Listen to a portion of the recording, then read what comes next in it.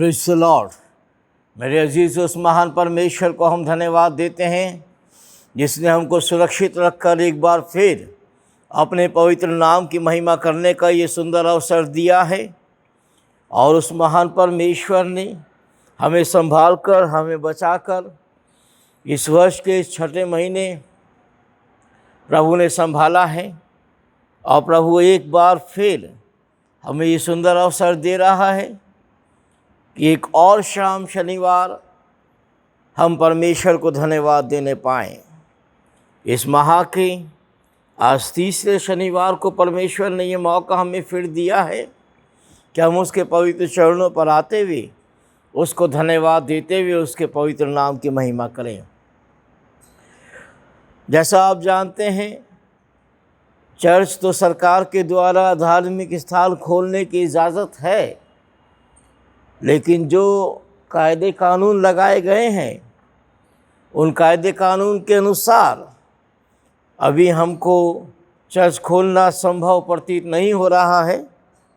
और वैसे भी हम देख रहे हैं कि जो बीमारी फैली हुई है वो और ज़्यादा बढ़ती ही जा रही है। प्रार्थना तो मेरे अजीज़ हम लगातार कर रहे हैं कि परमेश्वर इस महामारी का, इस बीमारी के इस संक्रमण को रोक दे, इसका फैलना रुक जाए, जिसके कारण हम सब लोग परमेश्वर के भवन में आने से भी वंचित हो गए हैं। प्रभु इसको जल्द से जल्द दूर कर दे, जड़ से समाप्त कर दे और हम खुदा के भवन में फिर से आने पाए। मेरे अजीज़ों, इसके लिए ज़रूरी है कि हम अपने पापों से पश्चाताप करें। जो गुनाह हमसे हुए, आज उन गुनाहों के कारण हमको मेरे अजीज़ों शैतान परमेश्वर के भवन तक भी आने नहीं देता। लेकिन प्रभु हम पे दया करेगा, प्रभु अनुग्रह करेगा और अवश्य जल्द से जल्द ये सारी परिस्थिति जो है यकीनन ठीक हो जाएगी मेरे अजीज़ों। लेकिन प्रभु की महिमा हो कि प्रभु ने हमें ये मौका हमेशा दे रहा है कि हम फेसबुक के माध्यम से आप लोगों के घरों में, आप लोगों के साथ संगति कर रहे हैं। और एक बार फिर प्रभु ने यह अवसर दिया है। इन दिनों प्रत्येक शनिवार शाम को कुछ विशेष बाइबल के लोगों का, जो पवित्र लोग हैं लेकिन फिर भी उनको पश्चाताप करने की ज़रूरत है, परमेश्वर का भय मानते हैं लेकिन फिर भी गुनाह करते हैं, तो मेरे अजीज़ों आप और मैं तो उनके आगे बहुत कम हैं। और हमको कितना पश्चाताप करना अवश्य है ये हम लगातार देख रहे हैं। आज हम और एक ऐसे जन का पश्चाताप देखेंगे जो परमेश्वर के बहुत निकट रहता है। पिछले दिनों हमने कई एक पश्चाताप देखे हैं।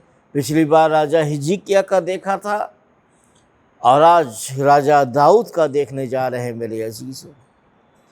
कई बार ऐसा होता है कि हम पश्चाताप करते हैं, लेकिन जिस बात को लेके पश्चाताप करते हैं, जो दिमाग में सोचते हैं, वो नहीं होता।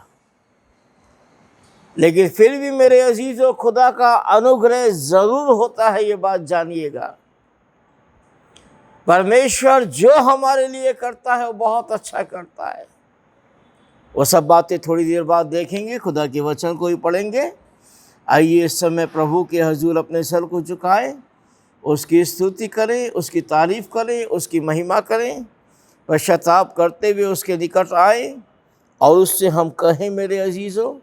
गीत की किताबों में गीत नंबर 136 गाते हुए हम परमेश्वर की पवित्र उपस्थिति को अपने बीच में महसूस करें।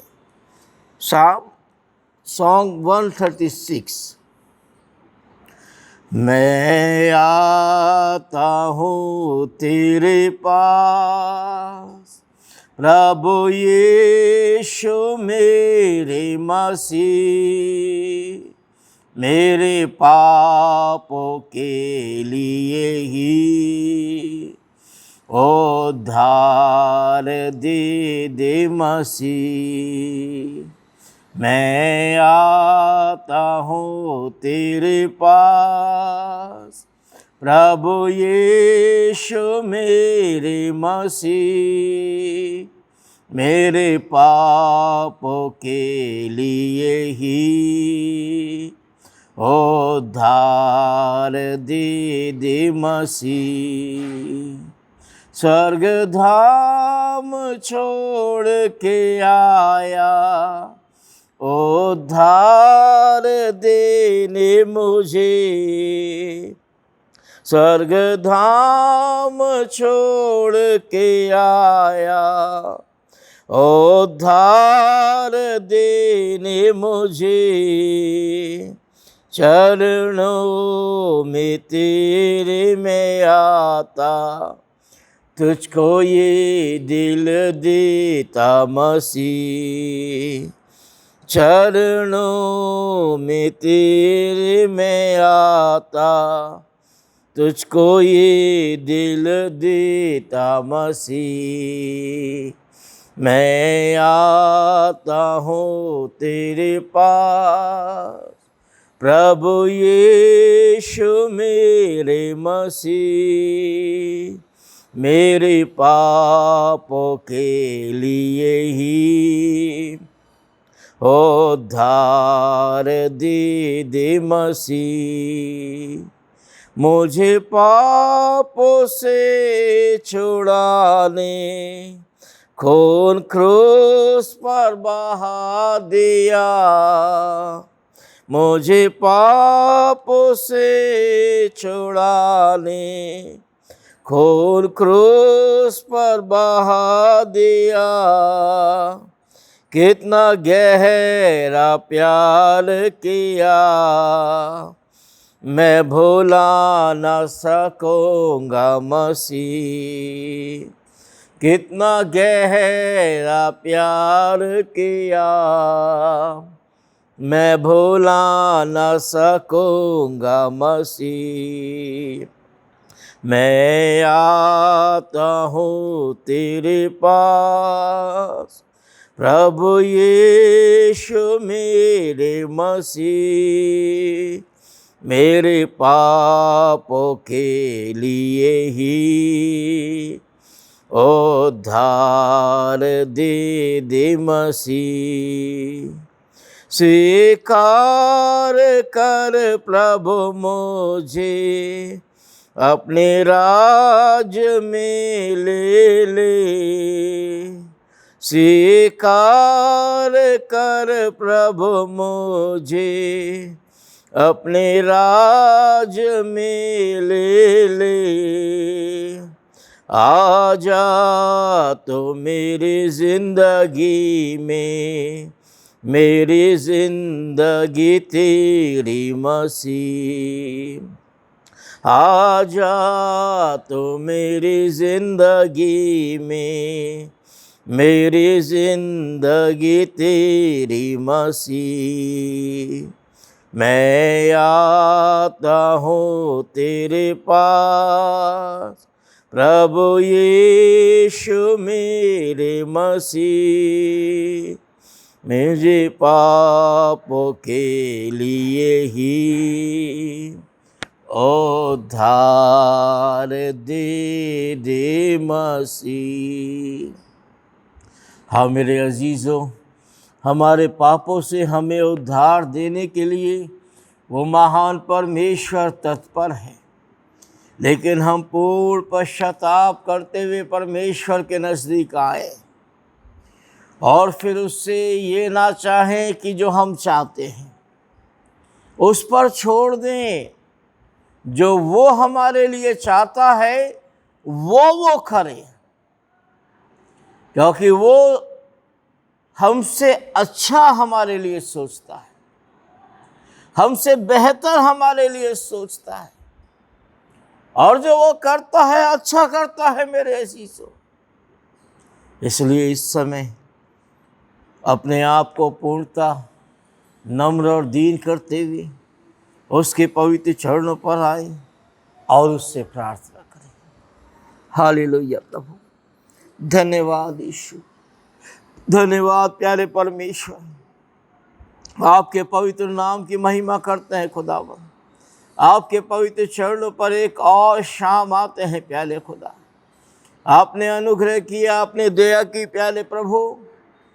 इस वर्ष के 6ठे महीने के आज प्यारे परमेश्वर 20वें दिन आपने हमें ये मौका दिया है, एक और शनिवार शाम आपके पवित्र चरणों पर हम आपकी आराधना के लिए एकत्रित होने पाए और अपने जीवन में पश्चाताप करते हुए, नम्र और दीन होते हुए प्रभु आपके पवित्र चरणों पर आए। प्यारे परमेश्वर, हम धन्यवाद देते हैं प्रभु और आपकी महिमा करते हैं, आपकी स्तुति करते हैं। अपना वचन अपनी आत्मा के द्वारा हमें दे ताकि हम और आपकी महिमा करने पाए प्रभु।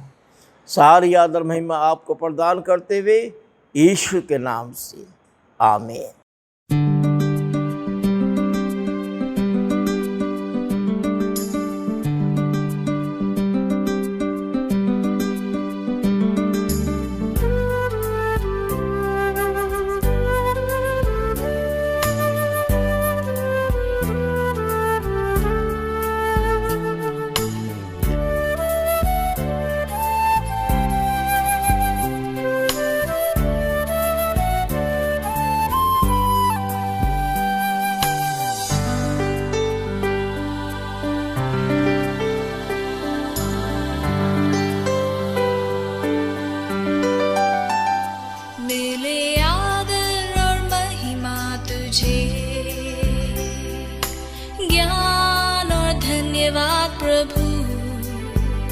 मिले स्तुति और शक्ति प्रशंसा सदा सर्वदा।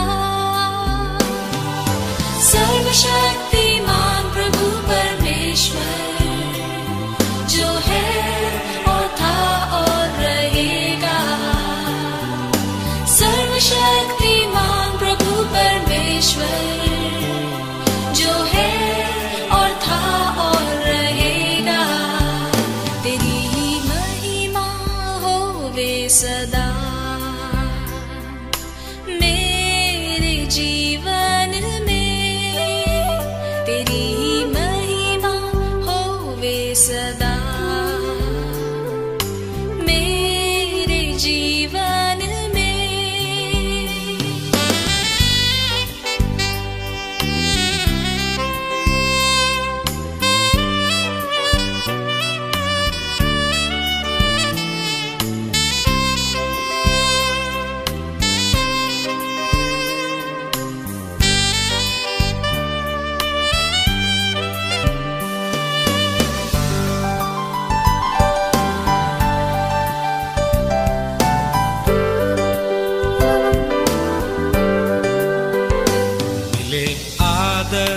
महिमा तुझे, ज्ञान और धन्यवाद प्रभु। मिले स्तुति और शक्ति प्रशंसा सदा सर्वदा। सर्वशक्तिमान प्रभु परमेश्वर जो है और था और रहेगा। सर्वशक्तिमान प्रभु परमेश्वर जो है और था और रहेगा। तेरी ही महिमा होवे सदा मेरे जीवन में। तेरी ही महिमा होवे सदा मेरे जीवन में। सर्वशक्तिमान प्रभु परमेश्वर जो है और था और रहेगा। सर्वशक्तिमान प्रभु परमेश्वर जो है और था और रहेगा। सर्वशक्तिमान प्रभु परमेश्वर जो है और था और रहेगा।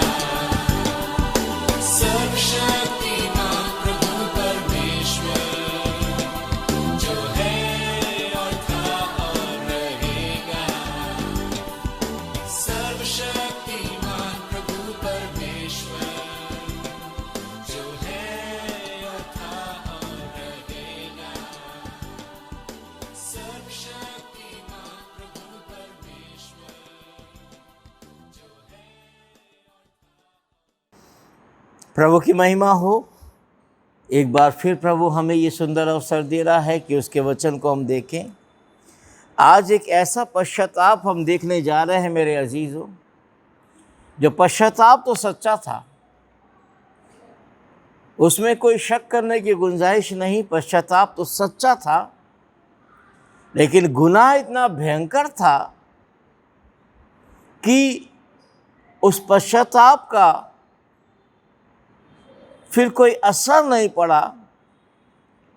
हालांकि जिस व्यक्ति ने गुनाह किया, परमेश्वर ने उस व्यक्ति को तो क्षमा किया, लेकिन जो गुनाह का असर था मेरे अजीजों, उसका दंड उसको मिला।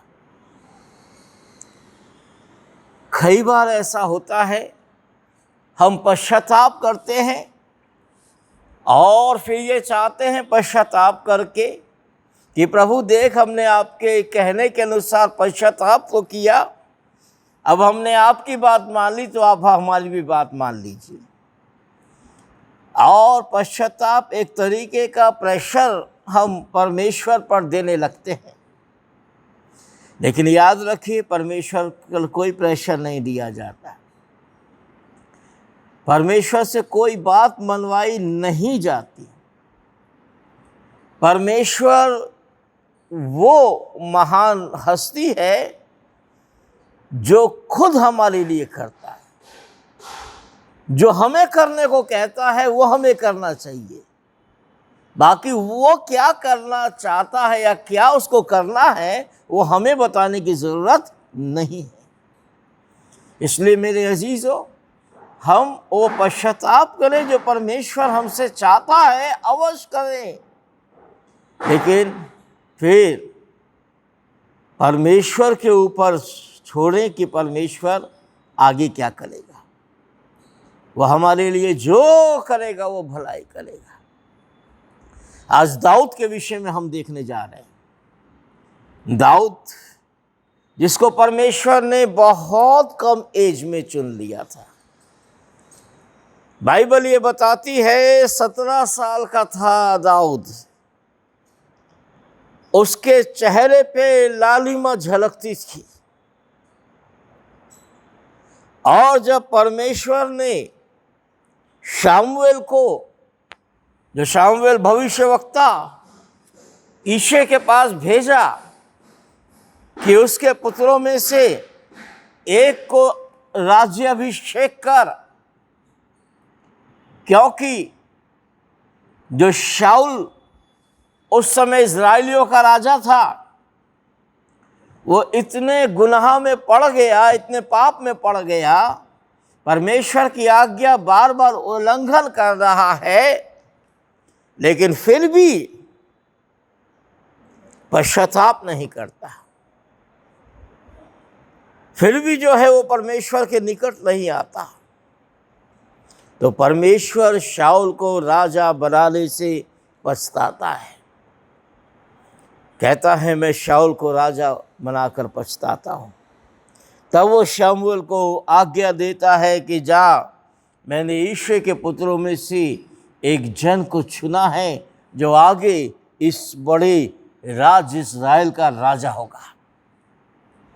और शाऊल यिशै के पास जाता है, यिशै के सारे बेटों को बुलाता है, लेकिन दाऊद वहाँ नहीं होता है। परमेश्वर उन सबको रिजेक्ट करता है। तब यिशै से पूछता है, तेरा और भी कोई लड़का है? तब यिशै कहता है, वो तो बहुत छोटा है, वो तो भेड़ बकरियां चरा रहा है। तब शामुएल उसको कहता है, उसको बुलवा भेज, क्योंकि परमेश्वर ने उसको चुना है। और जैसे ही दाऊद आता है, छोटा सा लड़का, उस समय बहुत छोटा तो नहीं था, हाँ लड़कपन में था, 17 साल का था। दाऊद उसका अभिषेक करता है। और ऐसा भी नहीं है कि दाऊद को अभिषेक के साथ तुरंत गद्दी मिल जाती है। परमेश्वर उसको शाऊल के पास भेजता है और परखता है हालांकि परमेश्वर अच्छे से दाऊद को जानता है, लेकिन फिर भी उस लायक पहले उसे बनाता है कि वो उस राजगद्दी को संभालने पाए। और वो शाऊल के सन्मुख उसको रखता है, शाऊल की सेवा वो करता है। शाऊल पर जब दुष्ट आत्मा चढ़ता है तो वो अपनी वीणा बजाता है, शाऊल का दुष्ट आत्मा भागता है। फिर शाऊल दाऊद का शत्रु बन जाता है, क्योंकि जान लेता है कि परमेश्वर इसको मेरी जगह रखने जा रहा है। और वो दाऊद को बहुत सताने लगता है। दाऊद जंगल में भाग जाता है और फिर वहाँ पर वो बहुत कष्ट उठाता है, लेकिन अपने आप को राजा बनने के लिए तैयार करता है। अब जब समय आता है तो बाइबल ये बताती है कि परमेश्वर उसको राजगद्दी सौंप देता है। राजा बनने के बाद अब दाऊद में भी थोड़ा फर्क आ गया। हालांकि ऐसा कोई बात नहीं है, वो खुदा के खिलाफ में नहीं गया, वो अभी भी खुदा की मर्जी के मुताबिक काम करना चाहता है, खुदा के भवन को बनाना चाहता है। लेकिन परमेश्वर उससे वो जो लड़ाइयाँ लड़ता है, परमेश्वर उसको हर लड़ाई में विजय देता है। तो काफ़ी खून उसके हाथ से बहता है दाऊद के, इसलिए खुदा उससे ये बात कहता है क्योंकि तूने खून बहाया है, तू मेरा भवन बनाने ना पाएगा, तेरा बेटा मेरा भवन बनाएगा। और वैसा आगे होता है। लेकिन मेरे अजीजों, दाऊद राजा तो बन गया, परमेश्वर के सामने अच्छा है, लेकिन इंसान है, मनुष्य है। और मेरे अजीजों, मनुष्य कितनों ही ऊंचा हो जाए, पवित्र हो जाए, केवल इस दुनिया में एक मनुष्य ऐसा पवित्र आया जिसने कोई पाप नहीं किया, जिसने सारी दुनिया के पापों को अपने ऊपर उठाया। बाकी इस दुनिया में कोई भी ऐसा मनुष्य पैदा नहीं हुआ जिसने पाप ना किया। बड़े ही वो ऊंचे स्थानों पर भी चला गया, लेकिन पाप मनुष्य के जीवन में होता ही है।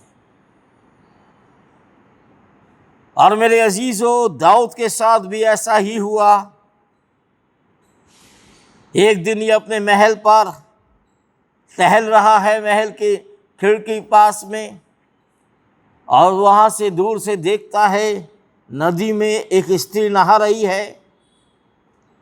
और मेरे अजीजों, पता करवाता है कि स्त्री कौन है। पता चलता है इसका एक सैनिक है उरिया, उसकी वो स्त्री है।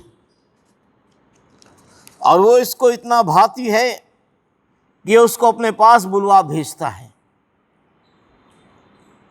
और उस रात उसके साथ व्यभिचार करता है।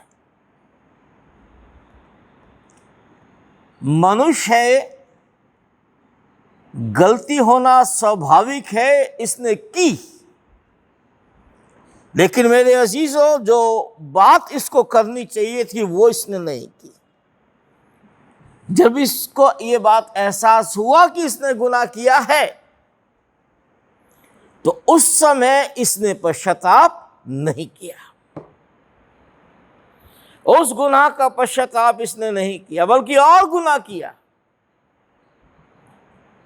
इसने ये चाहा कि उरिया की वो पत्नी इसकी रानियों में शामिल हो जाए, और इसने कर लिया। और उरिया को अपनी सेना में एक युद्ध में भेजकर मरवा दिया। इसका इतना बड़ा ये गुनाह परमेश्वर से बर्दाश्त नहीं हुआ। परमेश्वर ऐसे गुनाहों को कभी बर्दाश्त नहीं करता, चाहे परमेश्वर के कितने भी बड़े सेवक क्यों ना हो, कभी माफ नहीं करेगा परमेश्वर। और परमेश्वर ने इसको इस रूप में ये दंड दिया कि जब उरिया की पत्नी, जिसको इसने अब अपनी पत्नियों में शामिल कर लिया था, उसके द्वारा जो संतान उत्पन्न हुई, वो संतान कुछ ही दिनों में मेरे अजीजों ऐसी भयंकर बीमार हुई, तब इसको एहसास हुआ कि परमेश्वर इसको इसके गुनाह का दंड देने जा रहा है। और परमेश्वर ने नातान नबी के द्वारा इसको फटकारा। दूसरा शामुएल 12वां अध्याय और 11, 12, 13 पद में ऐसा लिखा है। इसको नातान कह रहा है दाऊद को, सुन यहोवा यो कहता है, मैं तेरे घर में से विपत्ति उठा के तुझी पर डालूंगा, मैं तेरे घर की विपत्ति तुझी पे डालूंगा और तेरी पत्नियों को तेरे सामने से लेके दूसरों को दूंगा, और वो दिन दोपहर तेरी पत्नियों से कुकर्म करेगा। परमेश्वर इतना क्रोधित हो गया है कि जो काम इसने किया था, परमेश्वर बोलता है वही काम परमेश्वर इसके साथ करेगा, इसकी पत्नियों को दूसरों को देगा और वो उनके साथ कुकर्म करेंगे। फिर आगे कहता है, तूने तो ये काम छिपा कर किया है। ये सोचता था परमेश्वर नहीं देखता, ऐसा नहीं है, परमेश्वर सब देखता है। इसको नातान कहता है, तूने तो ये काम छिपा कर किया है, पर मैं ये काम सब इस्राएलियों के सामने दिन दोपहरी करवाऊंगा। यानी नातान परमेश्वर की तरफ से बोल रहा है। तब यहाँ आगे लिखा है, तब दाऊद ने नातान से कहा, मैंने यहोवा के विरुद्ध पाप किया है। नातान ने दाऊद से कहा, यहोवा ने तेरे पाप को दूर किया है, तू ना मरेगा। यानी परमेश्वर ने इसको तो क्षमा कर दिया और इसको कहता है नातान कि परमेश्वर ने तेरा पाप दूर किया है, तू ना मरेगा।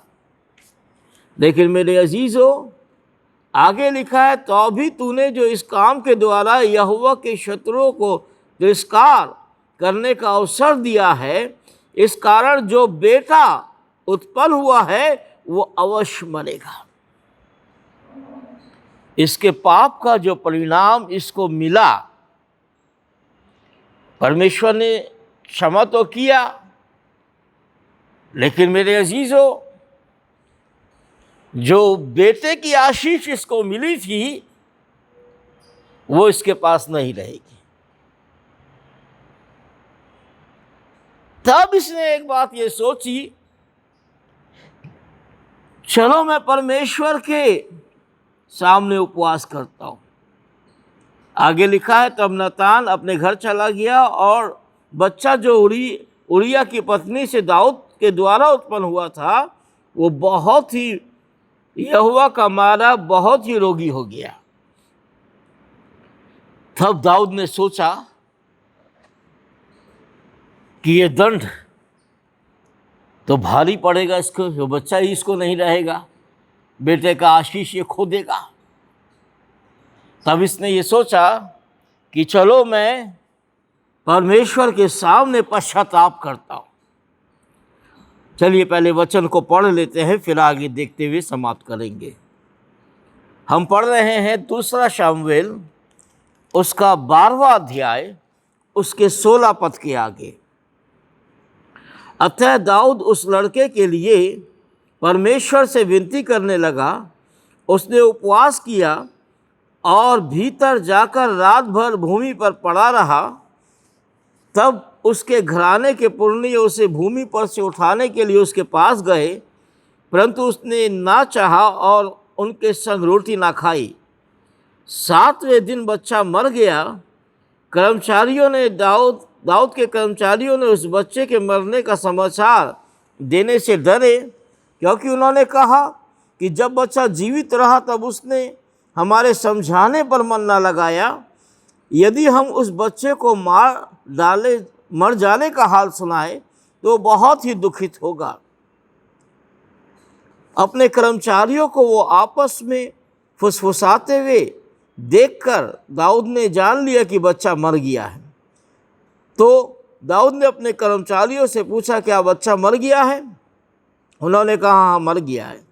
तब दाऊद भूमि पर से उठा और नहाकर तेल लगाया, वस्त्र बदला और तब यहोवा के भवन में जाकर दंडवत किया और फिर अपने भवन में आया और उसकी आज्ञा पर उसको रोटी परोसी गई और उसने भोजन किया। तब उसके कर्मचारियों ने उससे पूछा, ये क्या काम जो तूने किया? जब तक बच्चा जीवित रहा तब तक तू उपवास करता और रोता रहा, परंतु ज्यों ही बच्चा मर गया त्यों ही तू उठ के भोजन करने लगा।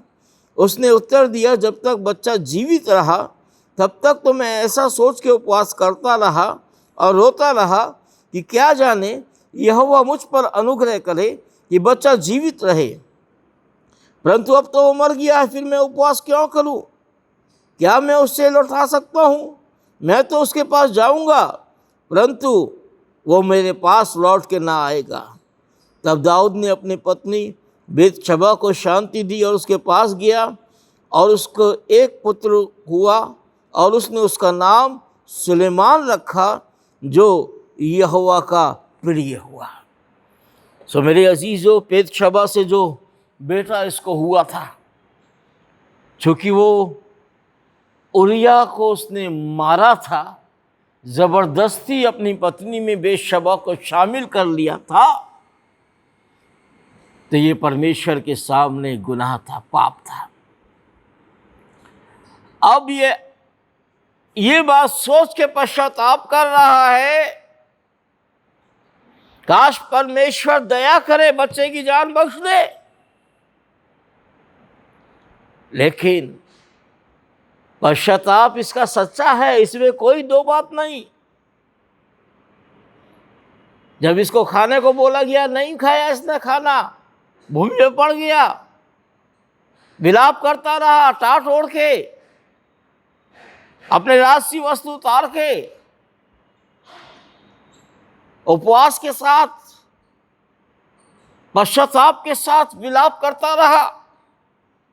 पश्चाताप इसका सच्चा था, लेकिन जो ये बात चाहता था वो होगी नहीं। कई बार ऐसा होता है मेरे अजीजों कि हम पश्चाताप करते हैं, हम विलाप करते हैं, खुदा के आगे रोते हैं, गिड़गिड़ाते हैं, और ऐसा नहीं कि हमारा पश्चाताप सच्चा नहीं है, सच्चा होता है। हम पूरी दीनता में रहते हैं, लेकिन फिर भी हमको हमारी मर्जी के मुताबिक परमेश्वर से जवाब नहीं मिलता। लेकिन ऐसी परिस्थिति में हम कभी भी परमेश्वर के खिलाफ ना जाएं, क्योंकि परमेश्वर जो जवाब देता है वो हमारे लिए अच्छा होता है। परमेश्वर ने वो बेटा जो 7 दिन तक ऐसा रहा, उसके बाद वो मर गया, और ये 7 दिन तक उपवास करता रहा। 7 दिन तक इसने कुछ खाया नहीं, पिया नहीं। लेकिन जब वो लड़का मर गया तो इसके जो कर्मचारी हैं वो इसको बताने से डरे, क्योंकि जब वो जिंदा था तब इसका ये हाल था कि खाना पीना ना खाए, और मर गया तो अभी अपना क्या हाल कर ले, इसलिए कर्मचारी बताने से डरे। लेकिन इसने जब कर्मचारियों को फुसफुसाते हुए सुना तो पूछ लिया, जान लिया कि वो लड़का मर गया। तब ये उठता है, नहाता धोता है, राजसी वस्त्र पहनता है, परमेश्वर के भवन में जाके दंडवत करता है अपने महल में आके, और फिर खाना खाता है। दूसरों को ताज्जुब होता है कि ये क्या काम जो इसने किया, कि जब जिंदा था लड़का, बीमार था तो उपवास करता रहा, और मर गया तो अब ये नॉर्मल हो गया, खुश हो गया। तब वो पूछते हैं, ये काम तूने क्यों किया ऐसा? लेकिन दाऊद कहता है कि जब तक जिंदा था तब तक मेरे पास आस थी। ये बात सही है मेरे अजीज़ों, जब तक जिंदा हैं हम आस है, मर गए उसके बाद कोई आस नहीं है। इसलिए जब तक जिंदा हो सच्चा पश्चाताप करो, परमेश्वर अनुग्रह करेगा।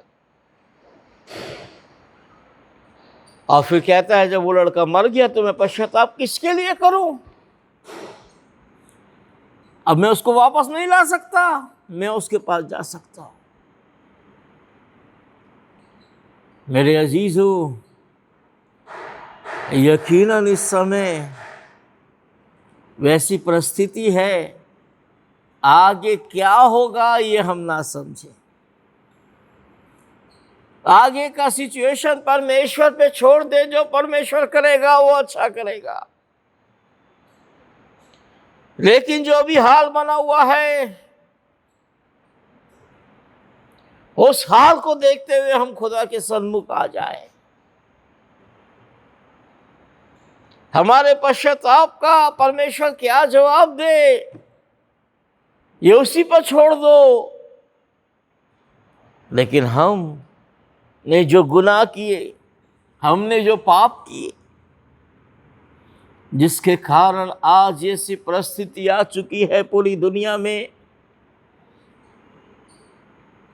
जो भयंकर हाल हो गया है इस महामारी से, मेरे अजीजों,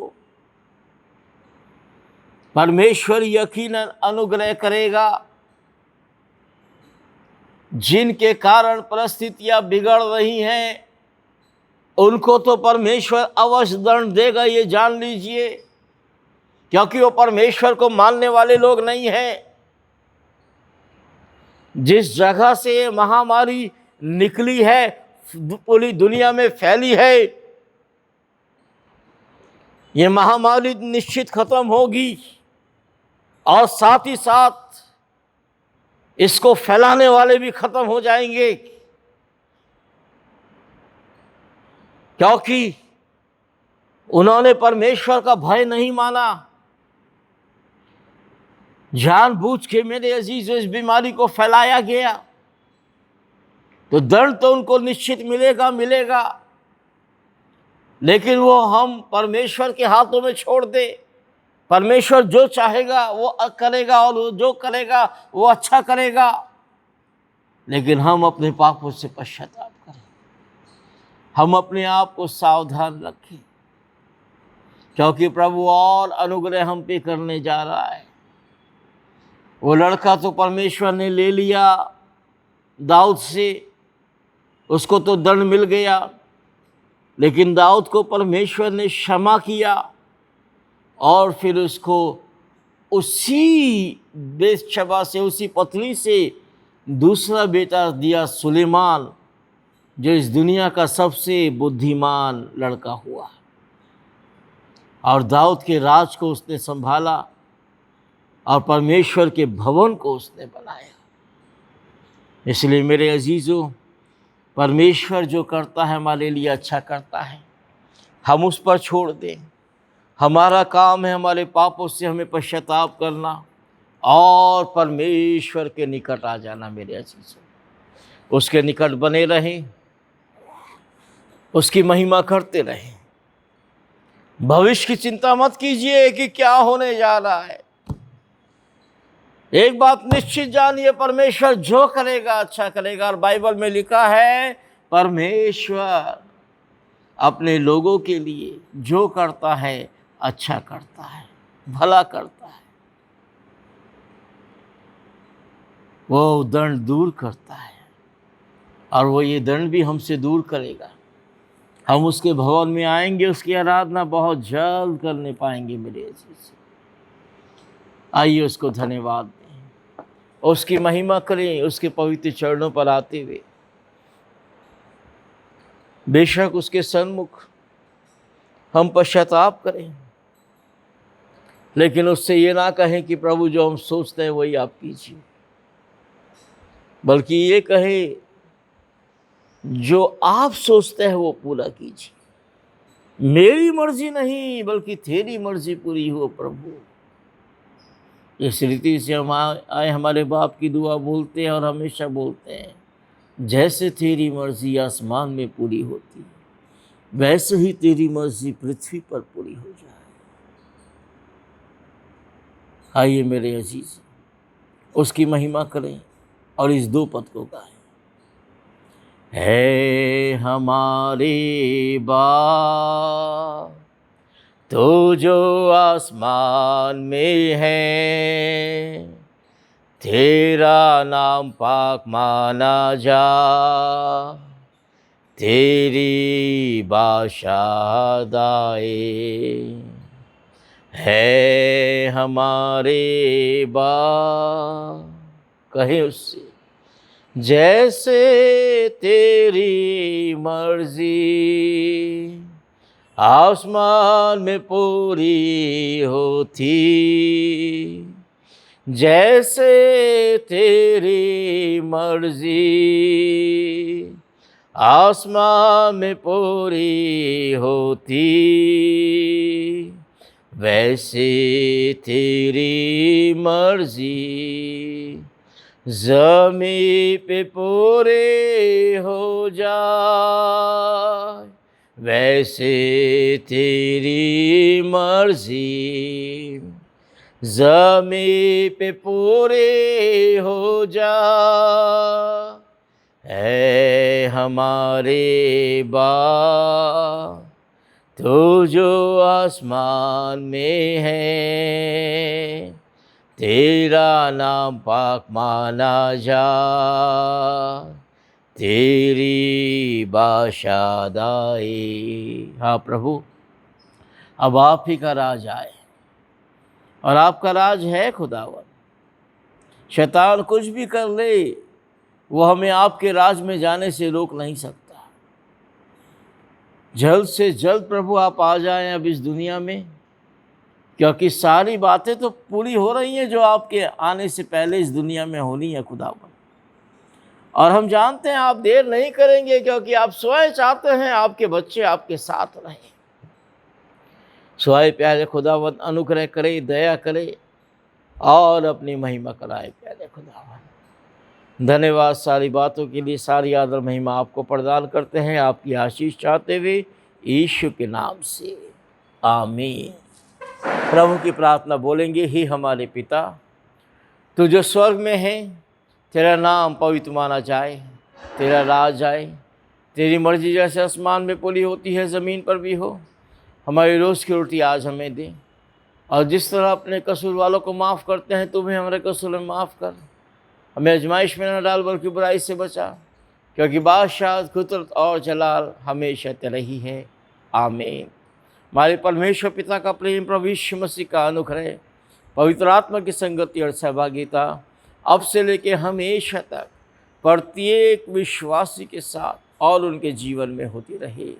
आमीन।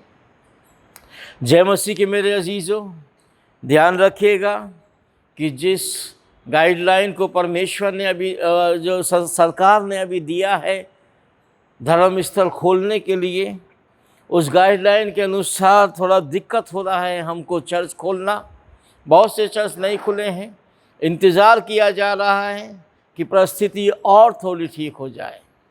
हालांकि देख तो रहे हैं कि दिन ब दिन परिस्थिति और बिगड़ रही है, लेकिन आप प्रार्थना कीजिए, मैं प्रार्थना करूं, हम सब प्रार्थना करें और परमेश्वर हमारी प्रार्थना का जवाब देगा और इस परिस्थिति को ठीक करेगा और हम फिर मिलने पाएंगे। आज बेशक ये हाल हो गया है कि कोई किसी के घर में जाने से डर रहा है, लोग मिलने से डरते हैं, एक दूसरे के निकट आने से डरते हैं। ऐसी परिस्थिति बेशक है मेरे अजीज़ों, लेकिन फिर भी हम प्रभु के अनुग्रह में हैं और प्रभु का लहू जो इस दुनिया के सबसे अच्छा सैनिटाइज़र है, वो हमें अपनी में लिए हुए हैं, ढाके हुए हैं। निश्चित प्रभु के अनुग्रह से हम बचेंगे ही, हमारा कुछ नहीं होने जा रहा है। फिलहाल तो चर्च अभी नहीं खोल रहे हैं, कम से कम इस महीना देख लेते हैं। इसके बाद आने वाले महीना में जो परिस्थिति होगी उसके अनुसार निर्णय लिया जाएगा। लेकिन चूँकि आने जाने में अभी कोई रोक टोक ऐसी नहीं है, इसलिए हम आ जा रहे हैं। और अगर आप चाहते हैं कि आपके घर में हम आएँ और होली कम्युनियन अगर आप नहीं ले पा रहे हैं, हम घर में आके होली कम्युनियन दे दें, तो आप हमसे अवश्य फ़ोन पर बात कर सकते हैं। हम अवश्य आपके घर में आके आपको होली कम्युनियन भी दे देंगे और आपके साथ संगति भी करेंगे। आप हमसे जस्ट फ़ोन के ऊपर बात कर लीजिए, हम अवश्य आएंगे। अगर आप चर्च की तरफ आते हैं और चर्च में आप दान देना चाहते हैं, बैंक अकाउंट के द्वारा कुछ लोग दे रहे हैं, हम प्रभु को धन्यवाद देते हैं, लेकिन सब लोग नहीं दे सकते हैं, तो आप चर्च में जो रजिस्टर रखा है उसमें अगर आपको दान देना है तो जब भी आप चर्च की तरफ आए, यहाँ ओम प्रकाश है चर्च का बेरा, उसके पास रजिस्टर रहता है, उससे रजिस्टर लेकर के आप अपना दान चर्च में चढ़ा सकते हैं। और लेकिन फिर भी हर मामले में सावधानी बरतिएगा कि प्रभु का अनुग्रह हम सब पे बना रहे। आपको जय मसीह की। धन्यवाद।